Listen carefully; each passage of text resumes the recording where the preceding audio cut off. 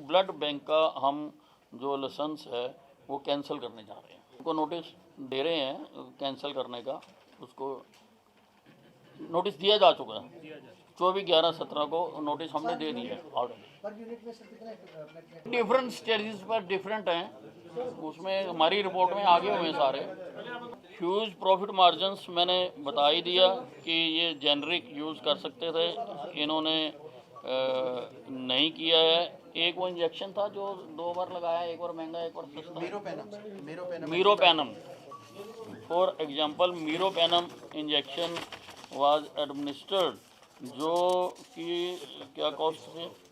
एक ब्रांड 3100 रुपये का था, दूसरा 3100 का था, 499। एक ब्रांड 3112 रुपये का था, जबकि इनके पास 499 वाला भी अवेलेबल था।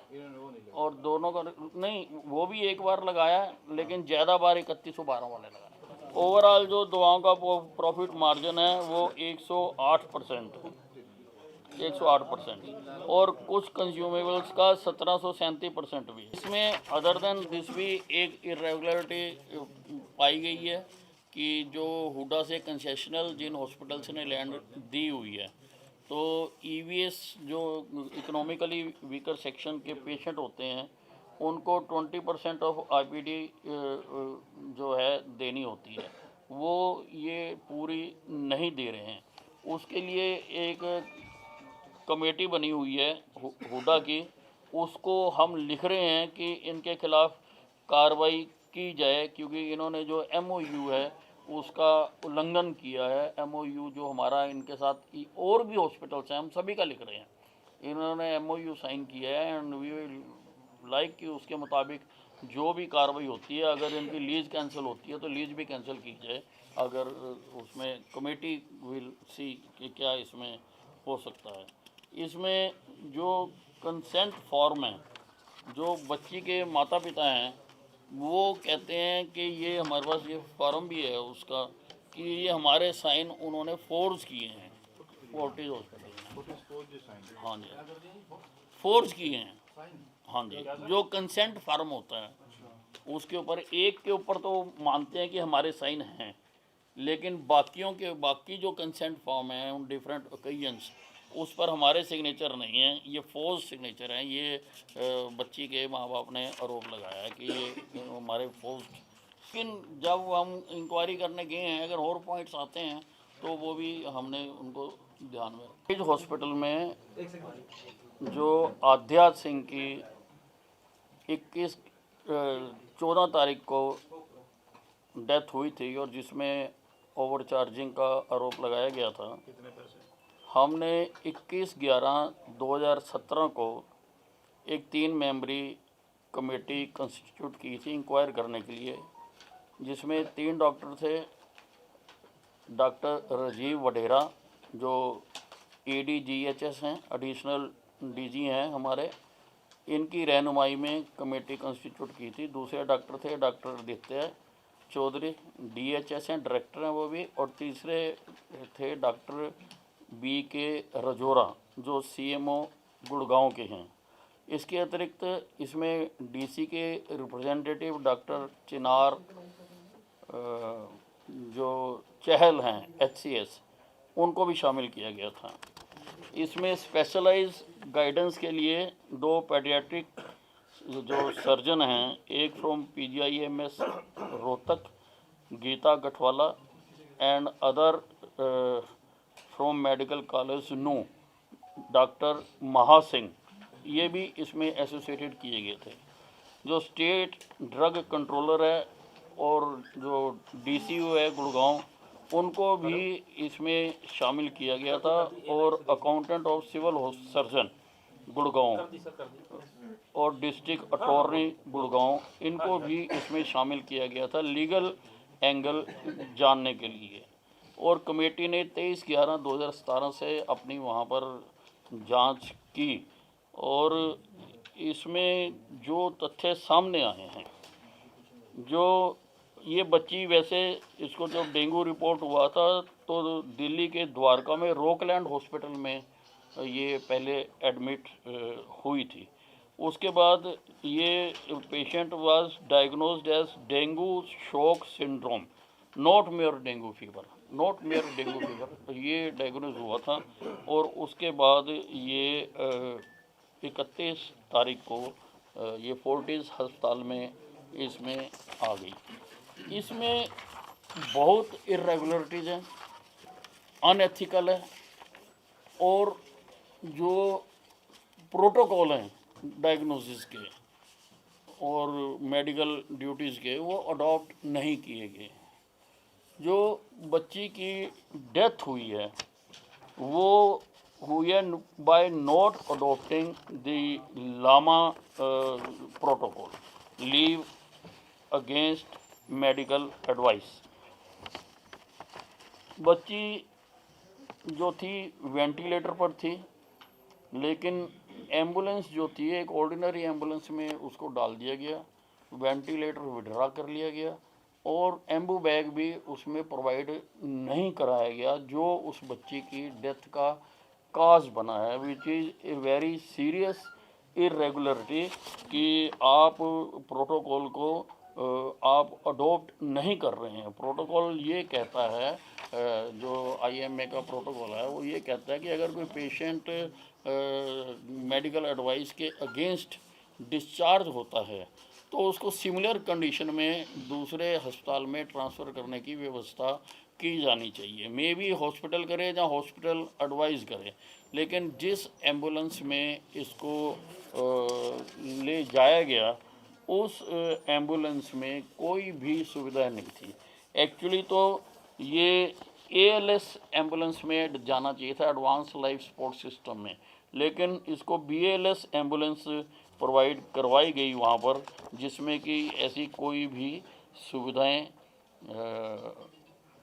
नहीं थी।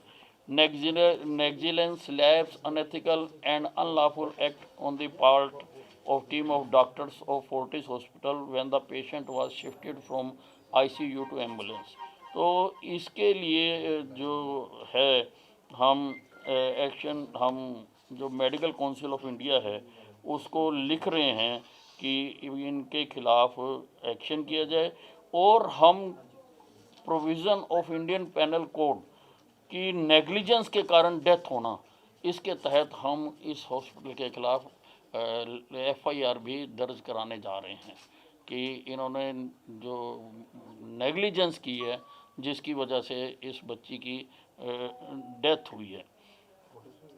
फोर्टिस के खिलाफ FIR भी दर्ज करवाई हरियाणा सरकार करवाने जा रहे हैं, FIR करवाने जा रहे हैं, क्योंकि अगर दूसरे सिंपल भाषा में माना जाए तो it is not a death, it is a murder.